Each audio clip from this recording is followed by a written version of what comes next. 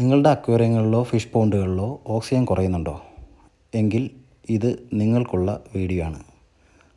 മുഴുവനായിട്ട് കാണാൻ ശ്രമിക്കുക. ഹായ്, എല്ലാവർക്കും വിഷു കഴിഞ്ഞിട്ടുള്ള ക്ഷീണാശംസകൾ.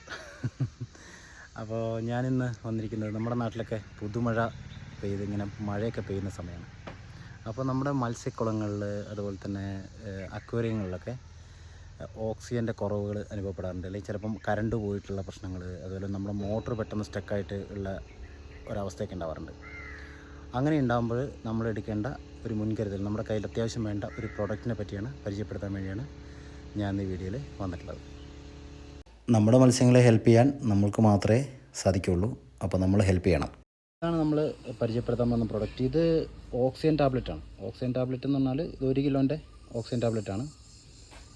ഇതിനെപ്പറ്റിയാണ് നമുക്കൊന്ന് സംസാരിക്കാനുള്ളത്. ഒരു എക്സ്പെരിമെൻറ്റ് നോക്കാം, ഇതെങ്ങനെയാണ് ഇത് വർക്കാവുന്നത്, എങ്ങനെ പ്രവർത്തിക്കുന്നത് നമുക്ക് നോക്കാം.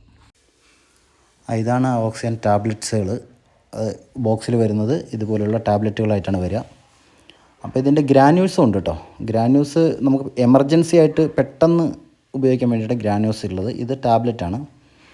അത് നമുക്ക് ഈ ഗ്ലാസ്സിലൊരു എക്സ്പെരിമെൻറ്റ് ചെയ്ത് നോക്കാം. ഗ്ലാസ്സിലെ വെള്ളത്തിലേക്ക് നമുക്കിത് ടാബ്ലറ്റുകൾ ഓരോന്ന് ഇട്ട് നോക്കാം. എന്താണ് സംഭവിക്കുന്നത് നിങ്ങൾക്ക് തന്നെ കാണാൻ പറ്റും. ഓക്സിജൻ ഈ ടാബ്ലറ്റിൽ നിന്ന് റിലീസായി ഗ്ലാസ്സിലെ വെള്ളത്തിലേക്ക് മിക്സ് ആവുന്നത് നിങ്ങൾക്ക് കാണാൻ വേണ്ടി പറ്റും.